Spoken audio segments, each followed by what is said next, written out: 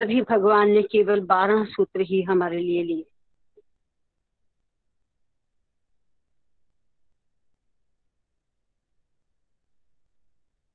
और सूत्र वाहिनी प्रारंभ करने से पहले मैं संसार के माता पिता पार्वती परमेश्वर से भी प्रार्थना करती हूँ। वागर्थाविव संपृक्तौ वागर्थ प्रतिपत्तये जगतः पितरौ वंदे पार्वती परमेश्वरौ। मैं संसार के माता पिता पार्वती परमेश्वर की वंदना करती हूँ, जो शब्द और अर्थ की तरह जुड़े हुए, शब्द और अर्थ की तरह एक हैं। वो माता पिता हमें शब्द और अर्थ, शब्द में अर्थ निहित रहता है, तो शब्द और अर्थों का प्रतिपादन करने के लिए हम पर कृपा करें। ओम साई राम। अभी तक हमने सूत्र वाहिनी के एक सूत्र का पाठ किया है, उसमें भी प्रायः हो ही गया था, थोड़ा बहुत ही रहता होगा। और आगे बढ़ने से पहले मैं पुनः इस प्रथम सूत्र का जो शिक्षा है, जो भगवान ने स्वयं इस पुस्तक में जिस तरह से कहा है, मैं फिर उसको 2 शब्दों में रिवाइज करना चाहूंगी, ताकि ये हमारे जीवन को परिवर्तन करने का एक साधन बने, माध्यम बने, हमारी जिज्ञासा बने। सबसे पहले तो अपना जीवन आत्मज्ञान प्राप्ति में लगाना चाहिए सभी को। और इसका फल क्या होगा आत्मज्ञान प्राप्ति का? सबको आत्मभाव से, आत्मभाव के रिश्ते से, आत्मभाव के संबंध से जाने और व्यवहार करें। हर एक को अपने जैसा मानते हुए हम व्यवहार करें। और दूसरा, अपने आप को सद्गुणों से संपन्न करना चाहिए। युगों से बहुत उदाहरण मिलते हैं कि जिन्होंने सत्य आदि इन अपूर्व गुणों को अपनाया, अपना जीवन भी त्याग दिया, चाहे हिस्ट्री हो चाहे माइथोलॉजी हो, बहुत उदाहरण मिलते हैं। लेकिन वो अपने वचन से हटे नहीं। अनेकों उदाहरण मिलते हैं, लेकिन युगों के साथ समय परिवर्तित होता चला गया और आज जीवन मूल्यों का अवमूल्यन है। तो भगवान ने सद्गुणों को अपनाने के लिए पुनः पुनः इस दूसरे सूत्र में कहा कि ये बहुत आवश्यक है। और इसी संदर्भ में भगवान ने हमेशा ये बल दिया है कि प्रत्येक व्यक्ति में मन वचन कर्म की एकता होनी चाहिए, तभी उसकी अंतः चेतना का विकास होता है, अन्यथा और कोई साधन नहीं है। और भगवान ने यहाँ तक कहा कि जो नैतिक चरित्र जिसमें नहीं होता, वो विद्या का अधिकारी भी नहीं है। विद्या से अभिप्राय ज्ञान, ज्ञान का अधिकारी भी नहीं है। और अगर तो सद्गुण नहीं है, एक और बात भगवान ने की कि अगर सद्गुण व्यक्ति में नहीं है तो समत्व भाव की स्थिति कभी नहीं आ सकती। और भगवद गीता में तो समत्व भाव को समत्वम योग उच्यते यहाँ तक कहा। अगर समत्व भाव नहीं आता तो हमारे भी जीवन में सामंजस्य नहीं हो सकता, व्यवहार में, अभ्यास में सामंजस्य नहीं हो सकता। ये कुछ एक बातें जो भगवान ने हमें इस पहले सूत्र में हमारे लिए उपदेश दिए हैं कि ये इस सूत्र की शिक्षा है। और अब हम इसके बाद चलते हैं दूसरा सूत्र है जन्माद्यस्य यतः। अब आगे विषय बढ़ता है। जन्माद्यस्य, जन्मादि यस्य यतः। यस्य का मतलब इसके, अर्थात इस जगत के। जन्मादि, जन्मादि, जन्म आदि की उत्पत्ति, संसार का में पालन कैसे, संसार का विलय होना, लय होना कैसे, इत्यादि, ये है इसका अर्थ। छोटे छोटे सूत्रों में बहुत बड़े दार्शनिक तथ्य को स्पष्ट किया है कि जिसके, यस्य का मतलब जिसके, अर्थात इस जगत के जन्मादि, जिससे अपने आप समझ सकते होते हैं, बस ये इतना सा अर्थ। अब वो जिसका कौन है, जिससे ये इस संसार का, इस जगत का जन्मादि होता है, अब आज का ये विषय है। वो कौन है जो इस सृष्टि की रचना करने वाला, इस सृष्टि की पालन करने वाला, और अंत में इस सृष्टि, ये सृष्टि जिसमें लय हो जाती है, विलीन हो जाती है, वो कैसा है, उसका स्वरूप क्या है, ये आज का विषय। इस दृश्यमान ब्रह्मांड की सृष्टि, स्थिति व प्रलय के स्रोत को ब्रह्म रूप में जाना जाता है। ब्रह्म वह सत्ता है जिससे ये जगत उत्पन्न हुआ है। निरंतर गतिमान होते हुए भी इसे ब्रह्म के द्वारा संगठित बनाए रखा जाता है। ये अंत में ब्रह्म में ही विलीन हो जाता है। इस जगत के नियंत्रण व नियमन की प्रक्रिया के निर्धारित करने व निर्णय लेने वाली क्या कोई सत्ता नहीं होनी चाहिए? हर एक का ये प्रश्न हो सकता है कि क्या कोई ऐसी सत्ता नहीं होनी चाहिए जिसने इस इतने बड़े दृश्यमान जगत को जन्म दिया, जो पालन पोषण करता है, अंत में जिसमें विलीन हो जाता है। तो इस जगत के नियंत्रण नियमन की प्रक्रिया की निर्धारित करने का निर्णय लेने वाली क्या कोई सत्ता नहीं होनी चाहिए? भगवान ने आगे कहा, जगत उपरोक्त स्थितियों में न केवल एक विराट व्यवस्था और समग्र ज्ञान का दर्शन होता है। कि जगत उपरोक्त स्थितियों में न केवल एक विराट व्यवस्था, कोई छोटी व्यवस्था नहीं है, बहुत विशाल अनंत व्यवस्था और समग्र ज्ञान का दर्शन होता है, अपितु अज्ञान भी। जन्मादि, आदि से अभिप्राय सृष्टि, स्थिति, प्रलय और अस्य इस दृश्यमान जगत का यतः जिससे होता है वह ब्रह्म है। अर्थात इस पंच तत्वों के प्रपंच यानी जगत का जिसके द्वारा प्रारंभ, पालन और अंत होता है वह ब्रह्म है। ब्रह्म शब्द का अर्थ है एक्सपेंशन, विस्तार, अनंतता। जो अनंत है वही ब्रह्म है। ना कोई इसके अंत तक पहुंच सकता है और ना कोई पहुंच सका है, ना कोई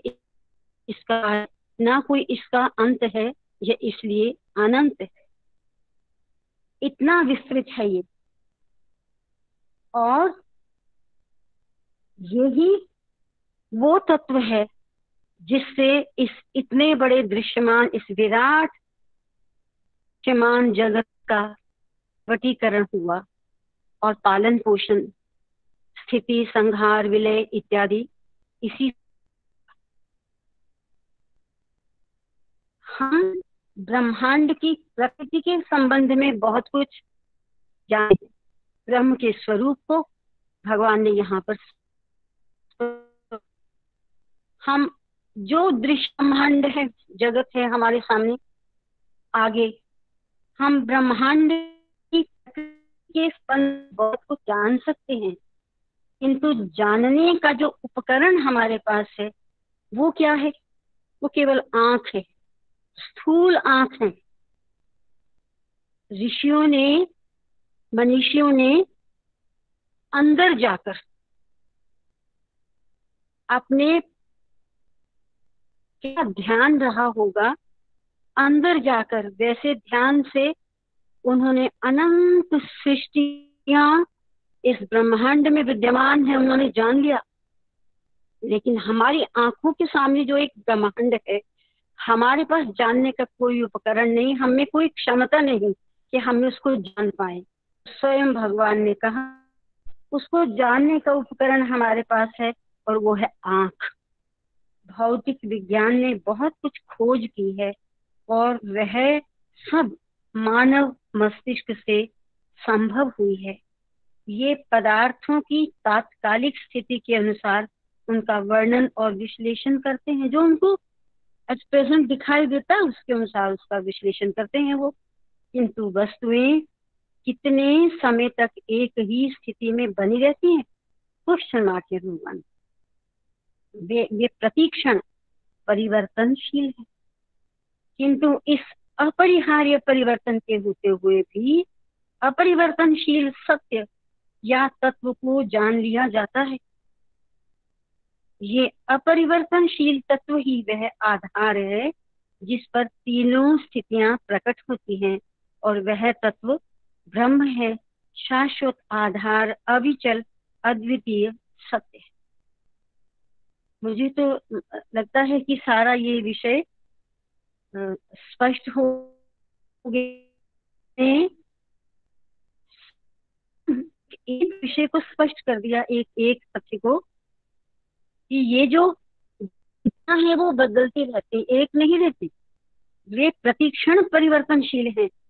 किंतु इस अपरिहार्य, अपरिहार्य का मतलब जिसको रोका नहीं जा सकता, उसको कंट्रोल नहीं किया जा सकता कि ये परिवर्तन ना हो, तो इस अपरिहार्य परिवर्तन के होते हुए भी अपरिवर्तनशील उस सत्य में कभी परिवर्तन नहीं होता। वो जैसा था है वो रहेगा। अपरिवर्तनशील सत्य या तत्व को जान लिया जाता है, और ये अपरिवर्तनशील तत्व ही वह आधार है जिस पर तीनों स्थितियां प्रकट होती हैं।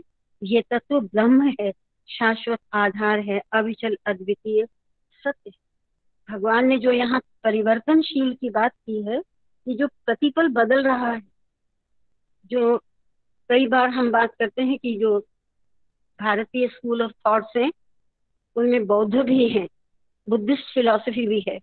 जो बुद्धिस्ट फिलॉसफी है वो इसी तथ्य पर आश्रित, वो कहती है कि एक एक पल में, एक रखी हुई वस्तु में, हमारे शरीर में, किसी वस्तु में, किसी भी वस्तु में परिवर्तन हो रहा है और इसलिए वो विनाशशील है।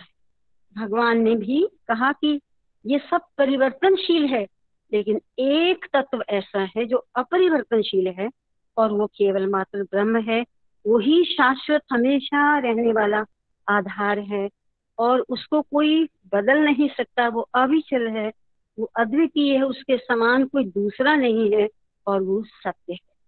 मनुष्य इस तथ्य को स्वीकार करने में संकोच कर सकता है। हाँ, आगे बढ़ने से पहले ये जो 2 पैराग्राफ्स पढ़े हैं, मैं डॉक्टर ज्ञानेश्वर खुराना जी से प्रार्थना करती हूँ कि अगर वो और विवेचन करना चाहे तो आप कीजिए। साई राम। ओम साई राम। वैसे तो बहुत ही भगवान बाबा ने कृपा करके बहुत ही सारे विषय को सिंपल और स्पष्ट भाषा में कहा है, पर दीदी इस सारे विवेचन के पीछे इस डिस्कशन का मौजू क्या है? ये डिस्कशन हमें कहाँ ले जा रही है? और मेरे विचार से डिस्कशन में ले जा रही है नित्य अनित्य विवेक। एक वो है जो स्टेबल है, और दूसरा वो है जो ना स्टेबल है, ना था, ना होएगा। ना होगा। तो और जी। वो जो उस दिन परसों दीदी ने कहा था, बात बहुत बड़ी बात थी। दीदी ने कहा कि भाई अगर आप ये मान लो कि I am a divine soul, hmm. तो मन जो जो उन्होंने मुझे करेक्ट किया था, ये एक्चुअली हम हमारी सारी सोच का आधार वो बात बन सकती है कि I am a divine soul. जी। तो उसका क्या हो जाएगा जी। कि अनित्य का महत्व अपने आप कम हो जाएगा, हमारा सारा फोकस नित्य पे आ जाएगा। फिर दूसरा, जी। फिर अनित्य को जाने क्यों? जैसे आपने कहा बुद्धिस्ट, तो बुद्ध फिलॉसफी के एक संत मुझे कहते हैं कि देखो, हम कहते हैं कि अमुक व्यक्ति ने हमें कुछ ऐसा कहा, कहते हैं हम्म। कहा, हर तो एक सिलेबल होता है, कोई दो हम्म। सिलेबल जुड़े नहीं होते, कोई सेंटेंस जुड़ा नहीं होता। हम अपनी जी। बुद्धि विवेक से उसको जोड़कर उसके अर्थ निकालकर अच्छा बुरा करते हैं। तो कहते सेंटेंस तो जुड़ा हम्म। हुआ नहीं था बस। तो जी। कहते आप एक टाइम अगर एक सिलेबल को देख लोगे, वो जो आपने कहा कि हम्म। खन खन परिवर्तनीय है, तो दूसरे सिलेबल पे जाओ ही मत। तो आप उसके उसके अंदर जो आपका वो बनता है नेगेटिव पॉजिटिव व्यू, उससे बच जाओगे।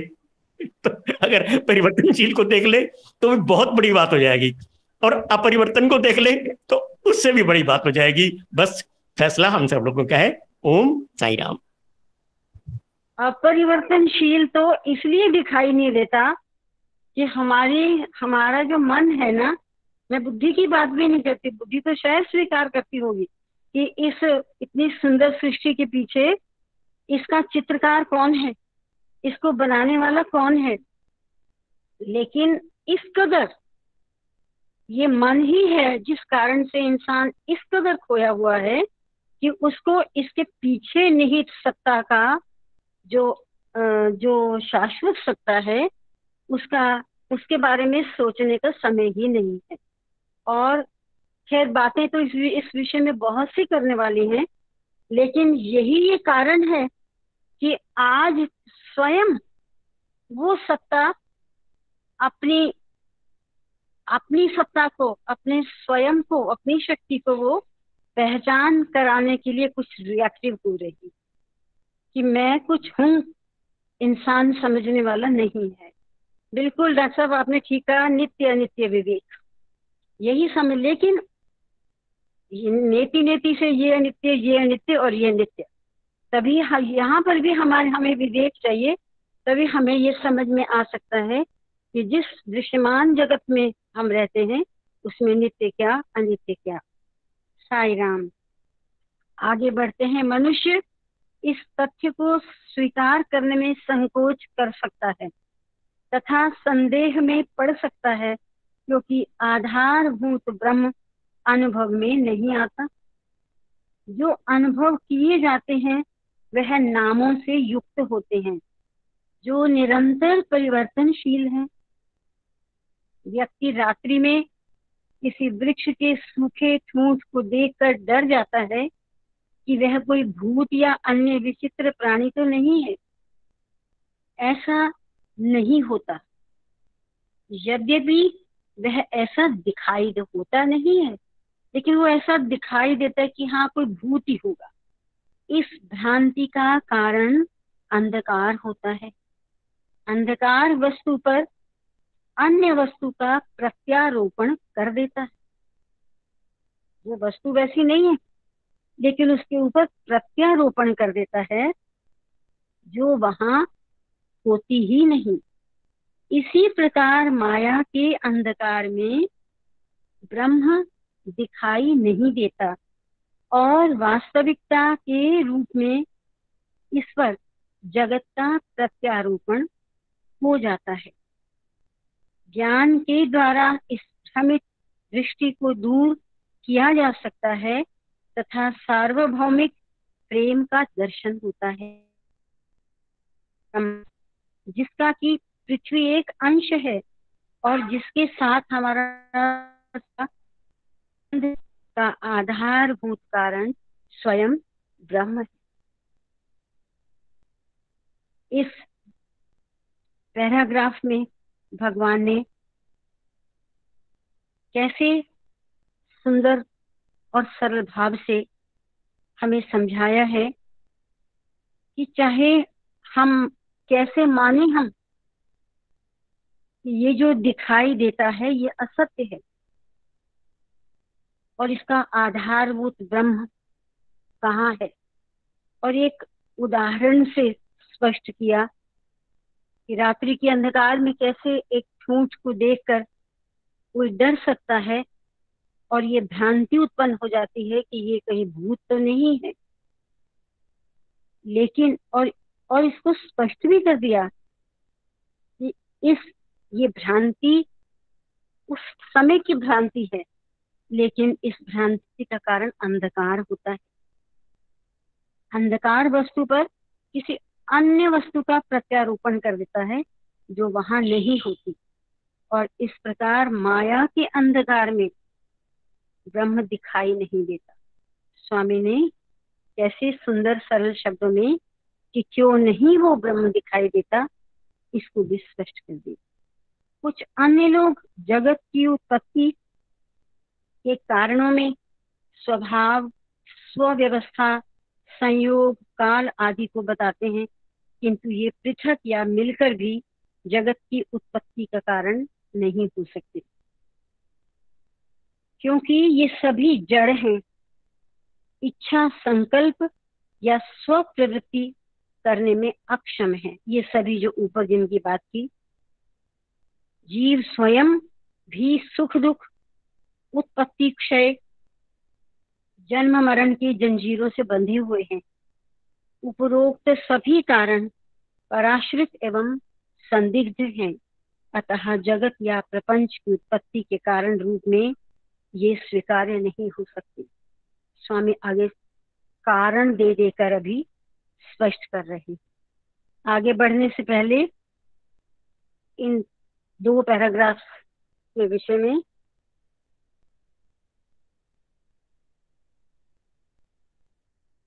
स्पष्ट करें। साई राम। डॉक्टर अमर सिंह जी। साई राम जी। हाँ जी, साई राम। इसमें भगवान बाबा ने बड़ी एक स्पष्ट बात की है कि हम किसी चीज को जब तक स्पष्ट देख नहीं लेते, उसको अनुभव नहीं कर सकते, तब तक उस पर विश्वास कैसे करें।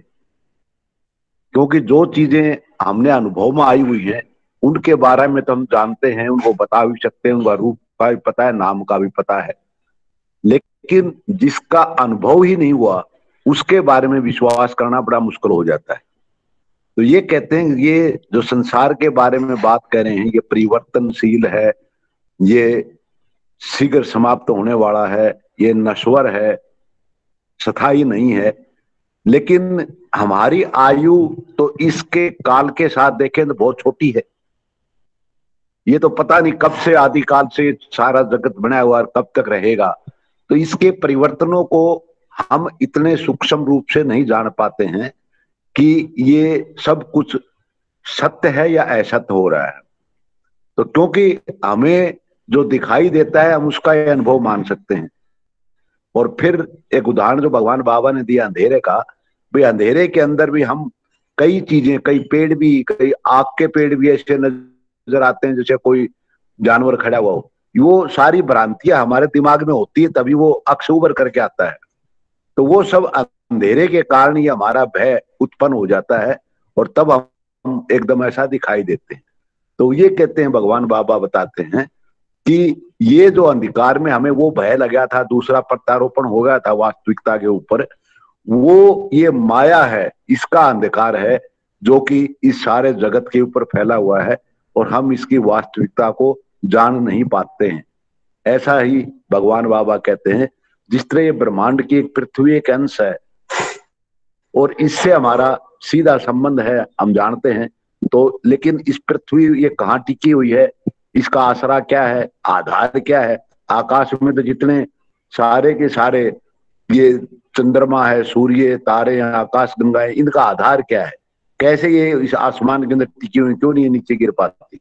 तो ये भगवान ये कहते हैं कि इनका सबका आधार जो है वो स्वयं परमात्मा ब्रह्म ही है, जो इनको सबको इस आसमान में, इस विकट में रोके हुए है, जमाए हुए है। और ये जगत प्रपंच के जो स्वभाव हम सोचते हैं, अभी ये कैसे ये संयोग से बना हुआ, किसी ने किस तरह बन गया होगा, वो सारी चीजें स्वयं में ही जो है ना वो इन अक्षम है, क्योंकि वो सारी अनित्य है, नित्य कोई नहीं है। इसलिए इन जो पर बताया गया है कि काल के द्वारा, संयोग के द्वारा, इस तरह की व्यवस्थाओं से शायद ये सृष्टि बन गई होगी। और मनुष्य स्वयं जो है वो भी, उसके जीवन में दुख सुख भी आते हैं, आपत्ति आती है, जन्म मरण के बंधनों जकड़ा हुआ है। तो ये सभी कारण जो बताए जाते हैं, ये कोई सत्य प्रतीत नहीं है, ये भी संदिग्ध हैं। इसलिए ये सारा जगत प्रपंच उत्पत्ति का कारण जो बताया है, ये स्वीकार्य नहीं है, क्योंकि ये सत्य पर आधारित नहीं है, ठोस सत्य पर नहीं है। तो ये इन दोनों पैरों का मैं समझ पाया हूँ उत्तर। साई राम। हाँ जी, साई राम। तरुण जी, आप कुछ कहना चाहेंगे इस बड़े गहन विषय पर? तरुण भारद्वाज जी को मैं रिक्वेस्ट कर रही हूँ। हाँ जी, साई राम आंटी जी। साई राम, साई राम। तरुण, आप जरा और बताइए। हाँ जी, मेरी तो एक्चुअली जब मैं सुन रहा था इसको, तो मुझे पता नहीं मैं सही हूँ या गलत, तो प्लीज आप मुझे करेक्ट कीजिएगा। आप सब जो हैं विद्वान लोग बैठे हैं।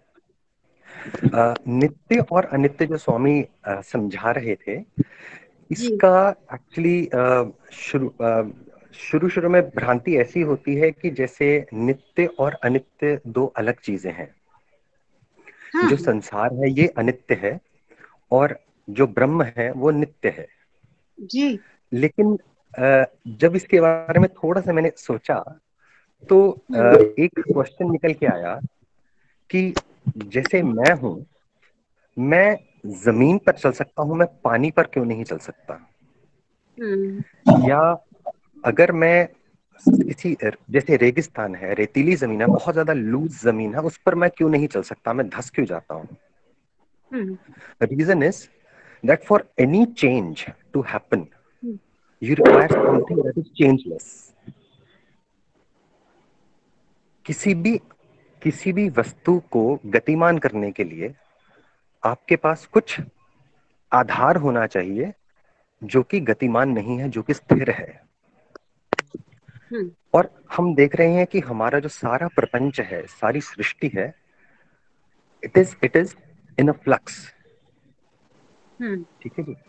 It is ever changing, ever moving, nothing is still. जैसे आप बता रहे थे कि बुद्धिस्ट फिलॉसफी में है कि हर चीज एक हर पल प्रोग्रेशन में है, आगे हर हर पल पल मूव बदल कर रही रही है। है।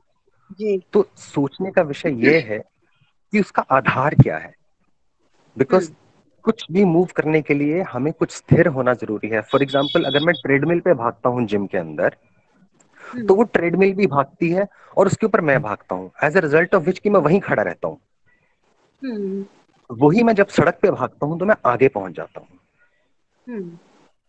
तो नित्य और अनित्य को एक रिलेशन में, संसार और ब्रह्म को का अगर आपने एक रिलेशन बनाना है कि how are these two related, तो हम ये कह सकते हैं कि जो ब्रह्म है, जैसे स्वामी ने लिखा है कि ये आधार, इस सारे जो प्रपंच का आधार है, किस किस से मूव कर रहा है, वो चेंजलेस चीज क्या है जिसके ऊपर ये चेंज हैपन हो रहा है, एग्जिस्ट है, वो ब्रह्म है।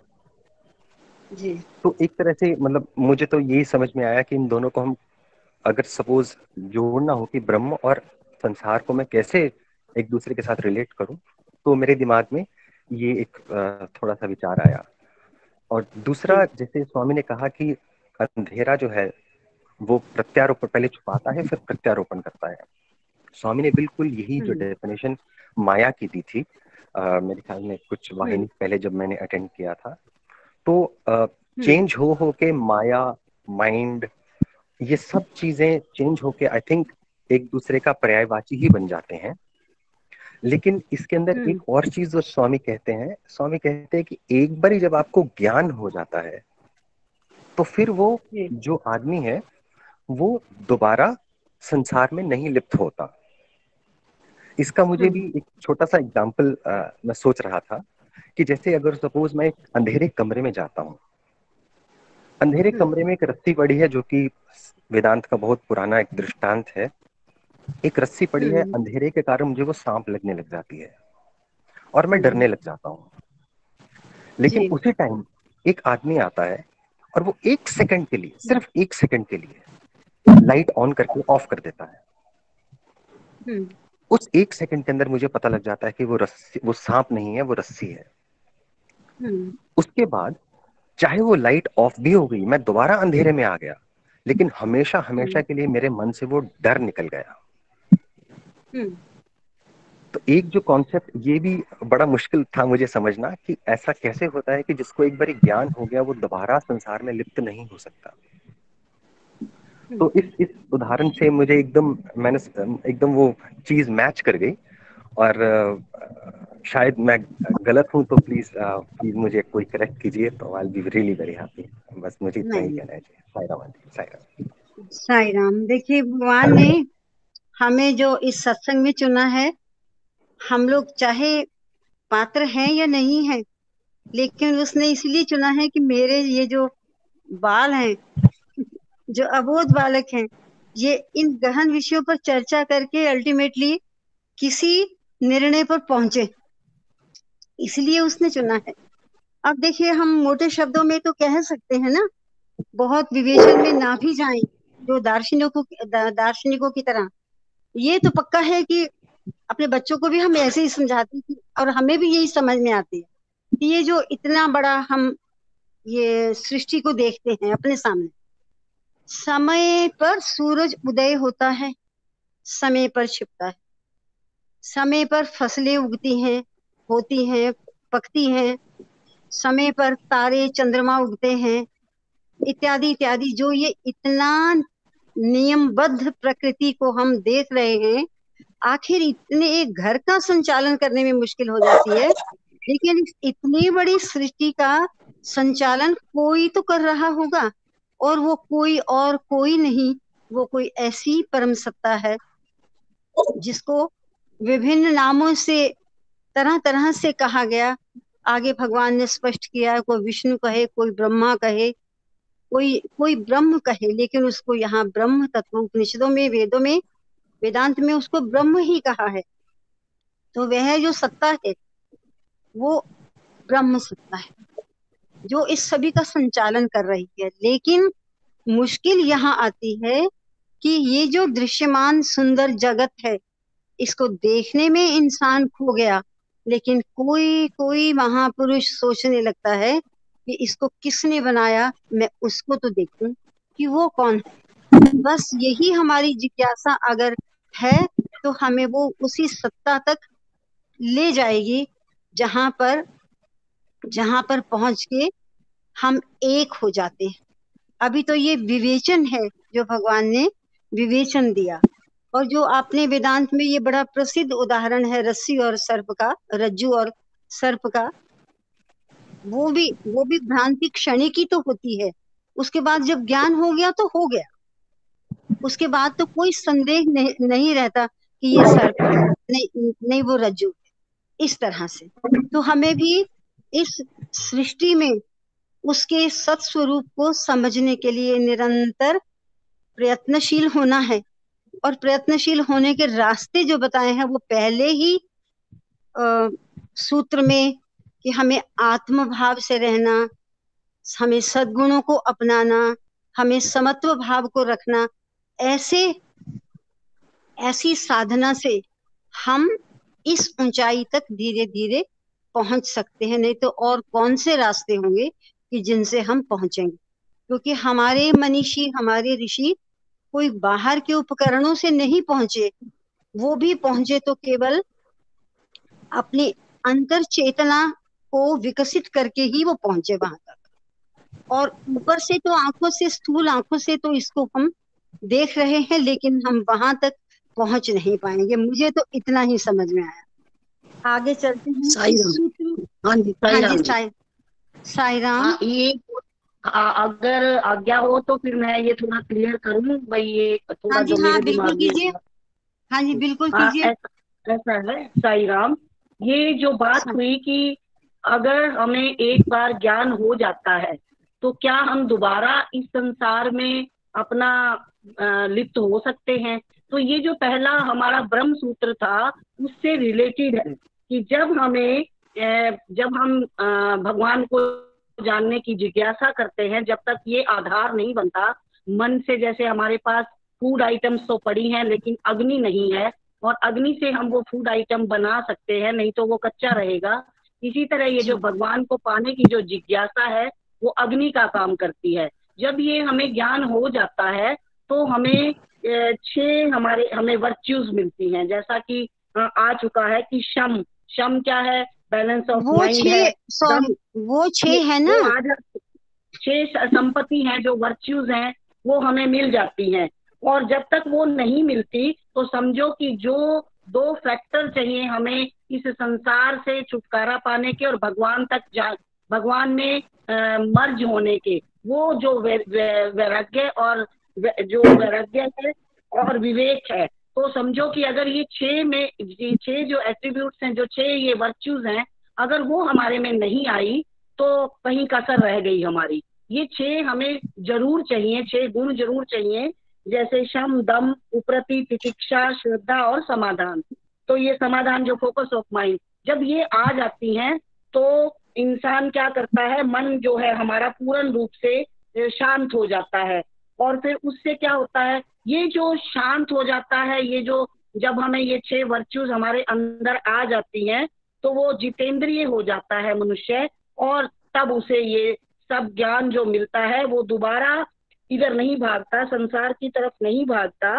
उसकी जो दौड़ है वो, उसकी जो तीव्र साधन ही उसकी परमात्मा को पाने की जो लालसा है, वो यही उसको परमात्मा की तरफ ले जाती है और इस संसार में दोबारा लिप्त नहीं होने देती, अगर उसके ये 6 गुण उसके पास हैं, और विवेक है और वैराग्य है। ये नहीं कि वैराग्य है कि ऊपर से तो हम कहते रहे कि वैराग्य है, अंदर से हम कहें नहीं हमें ये चीज चाहिए, दिखाने के लिए। जब मन से ये हो जाता है तो वो दोबारा इस संसार में लिप्त नहीं होना चाहता, और फिर उसका जो ध्यान है वो परमात्मा की तरफ ही होता है, वो उसी को पाने की उसकी उत्कंठा रहती है। लेकिन उसके लिए एक शर्त है कि ये सारे जो गुण भगवान ने बताए हैं, 6 गुण जो बताए हैं, 6 वर्च्यूज जो बताई हैं, और वो विवेक और वैराग्य के माध्यम से हमें भगवान की जो हमारी दौड़ है, जो हमारा ज्ञान है, जो हमारा अज्ञान खत्म हो गया है, तो वो हमें ज्ञान जब मिलता है तो फिर हम दोबारा संसार में लिप्त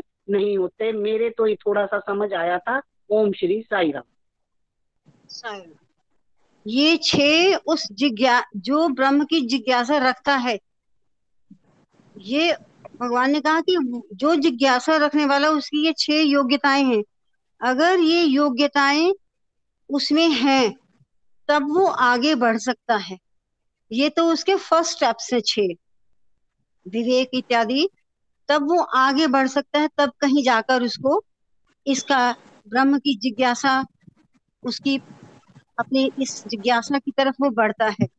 लेकिन आगे भगवान ने पहले ही सूत्र को स्पष्ट कर दिया बिल्कुल, किस किस तरह से। जैसे अभी मैंने कहा कि सद्गुण होने चाहिए, सद्गुणों का पालन होना चाहिए इत्यादि इत्यादि, समत्व भाव होना चाहिए।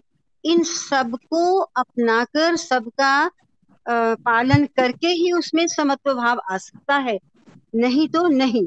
और प्रेम भाव, आत्म भाव का संबंध जब तक नहीं आता तब तक जिज्ञासु आगे नहीं बढ़ सकता। ओम साई राम। अब हम आगे बढ़ते हैं।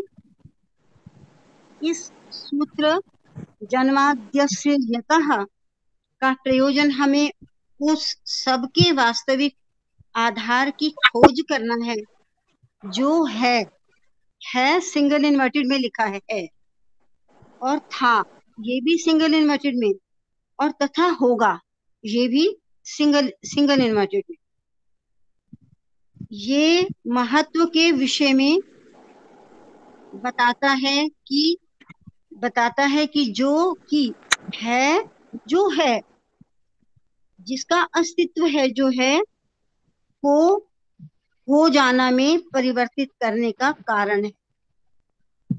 फिर से मैं पढ़ देती हूँ। इस महत्व के विषय में बताता है जो कि है, जिसका अस्तित्व है, को हो जाना में परिवर्तित करने का कारण है तथा ब्रह्मांड के नियमबद्ध संचालन का कारण है।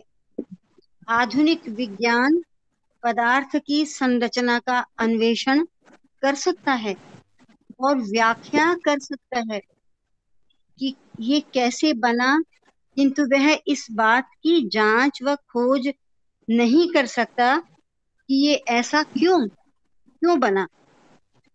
निश्चित रूप से प्रत्येक परिणाम या घटना के लिए कोई कारण होना आवश्यक है। ना तो परमाणु और आत्मा का और ना इन दोनों की अनुपस्थिति के कारण माना जा सकता है। सब कर्ता और कर्म तथा दृश्य और दृष्टा दोनों से परे है। जो सब तत्व है वो कर्ता और कर्म तथा दृश्य और दृष्टा दोनों से परे है। किंतु जब हम सत्य या ब्रह्म की चर्चा करते हैं तो प्रचलित शब्दों सृष्टिकर्ता, स्वामी, परमेश्वर, ईश्वर और ब्रह्म का उपयोग करना आवश्यक हो जाता है। इस जगत की दृष्टि से कारण व परिणाम का अन्वेषण किया जाता है। इस जगत की दृष्टि से जो ये दिखता है कि दृष्टि से कारण व परिणाम का अन्वेषण किया जाता है कि इसका कोई कारण होगा जिसका ये परिणाम है। तो हम इस निष्कर्ष पर पहुंचते हैं कि ईश्वर कारण है, भगवान ने बिल्कुल स्पष्ट कर दिया, और जगत परिणाम है। जब कर्ता और कर्म का अंतर विलुप्त हो जाता है तब हम जान पाते हैं कि ये सब ब्रह्म है और ये ब्रह्म प्रधान और गौण दोनों कारक है। ये आद्य अविद्या है। माया के कारण ये भ्रांति होती है कि एक की उत्पत्ति दूसरे से होती है। कुछ अन्य लोग हैं जो ये प्रतिपादित करते हैं कि जगत का कारण माया व ब्रह्म दोनों है। कुछ अन्य लोग कहते हैं कि केवल माया ही जगत की उत्पत्ति का एकमात्र कारण है। कुछ लोगों का कथन है कि ब्रह्मांड विष्णु का प्रकट रूप है और ये स्वयं विष्णु में स्थित है। इनके अनुसार ब्रह्मांड की उत्पत्ति, स्थिति व लय सभी का कारण विष्णु है। इससे पहले कि आगे बढ़ें, इस विषय को मैं फिर डॉक्टर ज्ञानेश्वर जी से प्रार्थना करती हूँ कि थोड़ा इसको स्पष्ट कीजिए। साई राम। ओम साई राम। दीदी मैं समझता हूँ कि हाँ जी, ओम तरुण जी जो है वो बल्कि मुझे लगा कि उनको बड़ी प्रैक्टिकल इंसाइट है, तो आप भी आगे बढ़िए। तो मैं अगर वो तरुण जी कुछ सहायता करेंगे तो मुझे बहुत अच्छा लगेगा। मैं तरुण जी बाद में कर लेंगे, पहले आप कीजिए हमारी सहायता। देखिए, जितना विवाद इस बारे में बढ़ाएं वो उतना बढ़ता है, जितना घटाएं वो घटता है। दीदी मुझे तो जो एक संत ने कहा वो ये था कि जो करने वाली बात है भाई वो पूछ लो। कहते अधिक जानने से क्या प्रयोजन। सही।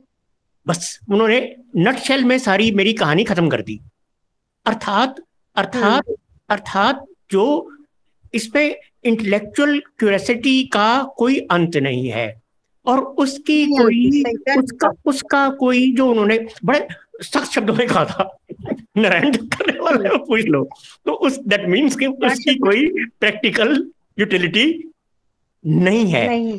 और हमको कोई, this is not a intellectual club. जानकारी के लिए वो जरूरी है। देखो after all we are intellectuals, तो थोड़ा सा हल्का सा जानकारी के लिए आवश्यक है। मगर जो वास्तविकता है, वो जो करने वाली बात है, वो करने वाली बात तो वही है कि हम किस तरह से उस में वो क्योंकि अगर मैं इसको कहूं तो शीशा जो है माइंड, जैसे आपने कहा, उस पर आप दृश्यों को आने से नहीं रोक सकते, वो उसका करेक्टर है, वो उसका करेक्टर है। पर हम अगर ये जान जाएं कि ये तो केवल इसका करेक्टर है, शीशे के पेट में कुछ नहीं है, ये तो केवल इसके सामने आया तो ये दिखा रहा है, इसके अंदर कुछ नहीं है, बस अगर इतना जान ले तो फिर ब्रह्म को समझना आसान हो जाएगा, बहुत सारे सवाल हमारे हल हो जाएंगे। ओम साई राम। साई राम। बिल्कुल आपने इस विषय को ये उदाहरण देकर बिल्कुल स्पष्ट कर दिया, बिल्कुल इस विषय को स्पष्ट कर दिया। और अगर आप चाहते हैं तो मैं फिर इनको तरुण जी को फिर मैं रिक्वेस्ट करती हूँ कि इन 2 पैराग्राफ्स को और स्पष्ट कीजिए आप, जो है, था और होगा। तरुण जी, तरुण भारद्वाज जी। हाँ जी आंटी आपके साई लिए राम। रिक्वेस्ट आई है। आंटी देखिए, मेरी समझ बहुत बहुत सीमित है जी। मैं जितना सीमित समझ में पाया था असीमित है, सीमित में असीमित है। असीमित तो कोई और ही है जी। हम तो उसकी छोटी सी परछाई हैं। तो ये बस वही वही बात चलती आ रही है कि जो ब्रह्म है वो टोटल इनकम्पासिंग है, जो हर चीज हो रही है वो उसके बीच में हो रही है, लेकिन वो खुद इन्वॉल्व नहीं है। He is not the object, he is not the subject, right. वो ना वो दृष्टा है ना कुछ है, वो सिर्फ एक मात्र टोटली अनभिज्ञ उसकी सिर्फ प्रेजेंस है जिसके अंदर ये सब कुछ हो रहा है। जैसे फॉर एग्जाम्पल एक चिड़िया है जो कि सूरज के निकलने से पहले चहचहाने लग जाती है। सूर्य उसको आकर नहीं बोलता कि हाँ भी तुम खड़े हो जाओ, तुम अपना खाना बटोरना शुरू कर दो, but only its presence itself is enough to make the change happen. ठीक जी। और जो ये अपना जो था, जो है, जो रहेगा, ये समय है। और जहां पर हम ब्रह्म की बात कर लेते हैं तो वहां पर समय भी अपनी जो कहते हैं समय भी एक थ्योरी, एक कॉन्सेप्ट बन के रह जाता है। वहां पर समय भी नहीं एप्लीकेबल होता। तो हम कह सकते हैं कि वो था, वो है और वो हमेशा रहेगा, बिकॉज उसके बीच में ही सब कुछ हो रहा है, राइट। और ये एक्चुअली ये कॉन्सेप्ट इतना ज्यादा एब्स्ट्रैक्ट है कि इसको शब्दों में डालने की बजाय ये सिर्फ चिंतन का विषय आई थिंक ज्यादा है। जब हम इसके बारे में सोचते हैं, बार बार सोचते हैं, तो ऑटोमेटिकली ये चीजें क्लियर हो जाती हैं। जैसे स्वामी ने कहा था कि जो एक चरित्र है दैट इज द रिफ्लेक्शन, कि हाँ जी हम इस जर्नी में आगे बढ़ गए हैं। तो ऑटोमेटिकली वो एक तरह से रिजल्ट है कि आप हमारे कैरेक्टर में वो चीज दिखने लग जाती है कि हाँ जी आप स्पिरिचुअल जर्नी में कहाँ तक पहुंचे हैं। वैसे ही जैसे जैसे हम आगे बढ़ते रहते हैं ये चीजें ऑटोमेटिकली क्लियर होती रहती हैं। मेरे ख्याल से शब्द कई बार हर कॉन्सेप्ट को नहीं बता पाते। नहीं, बिल्कुल। हाँ, बिल्कुल। हाँ जी। मतलब कई बार आप बहुत लिमिटेड फील करते हैं कि आपके पास शब्द कम है और जो चीज समझाने वाली है वो बहुत बहुत विशाल है, अनंत है। हाँ, हाँ, बिल्कुल मैं आपसे सहमत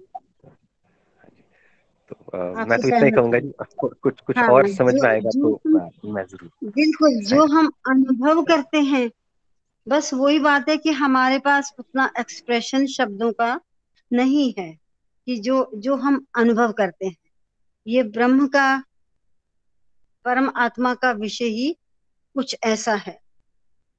बस हम एक ही बात कहकर इसको समझ सकते हैं कि बस अनंत है। ब्रह्म का मतलब ही एक्सपेंशन है। अगर उसका मतलब एक्सपेंशन है तो ये सारी एक्सपेंशन उसी की है। लेकिन वही बात है, इस एक्सपेंशन में वो कहाँ है, यही हमारे रिसर्च का विषय है। तो लेकिन ये रिसर्च का क्या, ये अनुभूति का विषय है। और अनुभूति से ही उस अनंत को हम समझ सकते हैं। जब जगत की दृष्टि से कारण व परिणाम का अन्वेषण किया जाता है तो हम इस दृष्टि पर पहुंचते हैं, इस निष्कर्ष पर पहुंचते हैं कि ईश्वर कारण है। अब बस स्वामी ने बहुत कुछ समझा के कह के खुद ही उसको कैसे हम जिसको हम आसानी से समझ सके उसको उन्होंने सम कर दिया। कि इस निष्कर्ष पर पहुंचते हैं कि ईश्वर कारण है और जगत परिणाम है।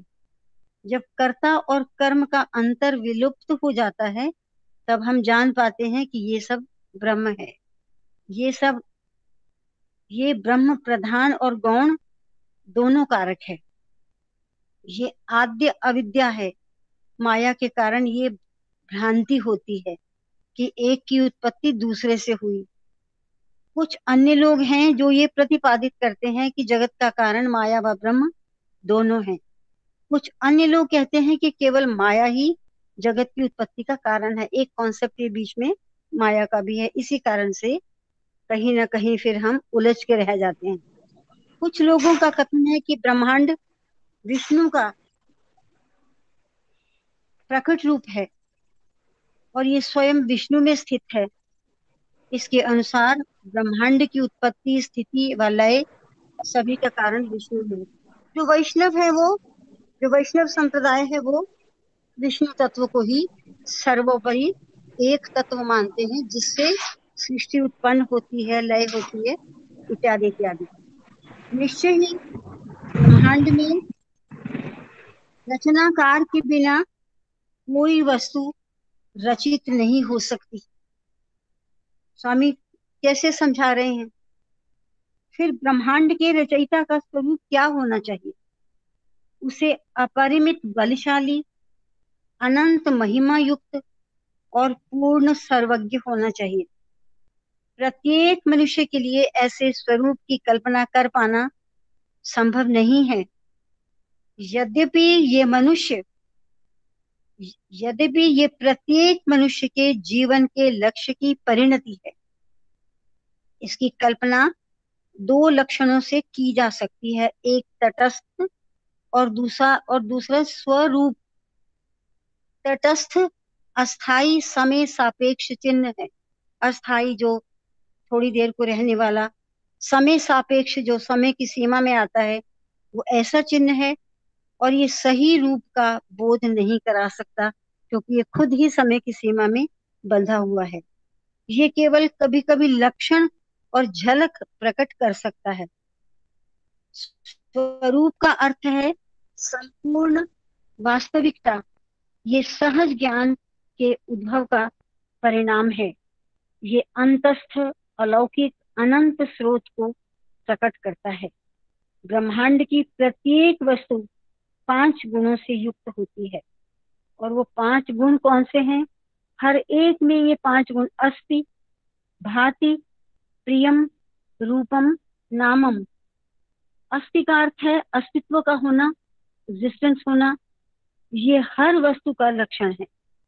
भाति का अर्थ है प्रकाशमान या दृश्यमान होना। इस गुण के कारण वस्तु का हम ज्ञान कर पाते हैं जब वो हमें दिखाई देती है। इसके पश्चात प्रियम शब्द आता है। संसार की प्रत्येक वस्तु की कुछ ना कुछ उपयोगिता है जिसके कारण वह किसी न किसी के लिए प्रिय होती है। प्रिय लगना भी प्रियम का अर्थ है। 2 अन्य गुण हैं रूप और नाम। ये परिवर्तनशील हैं और उन्हें परिवर्तित किया जा सकता है। सभी वस्तुओं में कुछ न कुछ प्रतीत होता है और प्रायः वे पुनः अपने मूल रूप में भी आ जाती हैं। नाम और रूप प्रथम 3 गुणों अस्ति, भाति, प्रियम पर आरोपित होते हैं। ईश्वर आधार है। ईश्वरीय संकल्प उसके ऊपर बना भवन है। माला के मन के अनेक होते हैं किंतु उन्हें आपस में जोड़ने वाला सूत्र एक ही रहता है। यही बात जीवित प्राणियों के संसार के विषय में है।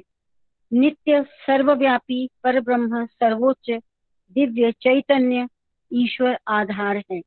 सो हम मैं वह हूँ, ये सभी कथन इंगित करते हैं कि नाम और रूप के आधार पर स्वयं को भिन्न प्रदर्शित करने वाले भी वस्तुतः स्वयं ईश्वर हैं। यही कारण है कि वेदों में कहा गया है, जो ब्रह्म को जानता है वो स्वयं ब्रह्म हो जाता है। ये अनुभूति सत्य की अनुभूति है। ब्रह्मविद ब्रह्मैव भवेत्। तो अभी समय हो गया इस पैराग्राफ जिसको पढ़ा है इसके बारे में थोड़ी सी चर्चा फिर करेंगे। जिन 5 गुणों की बात की है, ये 3 गुण और जो रूप और नाम ये परिवर्तनशील हैं, आरोपित होते हैं इत्यादि इत्यादि, इस विषय पर हम फिर कल चर्चा कर पाएंगे। फिर भी अगर आप में से इसके विषय में कुछ थोड़ी सी चर्चा करनी हो तो आप कर सकते हैं। डॉक्टर अमर सिंह जी, अगर आप चाहें तो इस विषय पर थोड़ी सी चर्चा कर सकते हैं, क्योंकि समय तो वैसे हो ही गया है।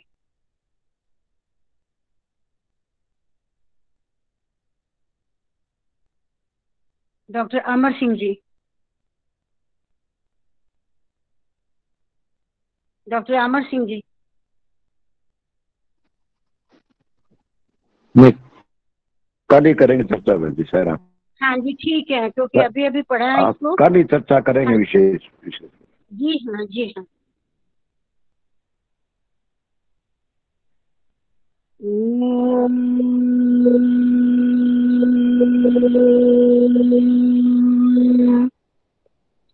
शांति शांति शांति।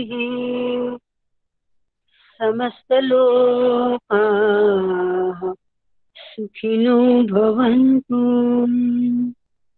समस्तलोकाः सुखिनो भवन्तु। समस्तलोकाः सुखिनो भवन्तु। ओम शांति शांति शांति। जय बोलो भगवान श्री सत्य साई महाराज की जय। ओम शांति। आप सबको प्रेम भरा साई राम।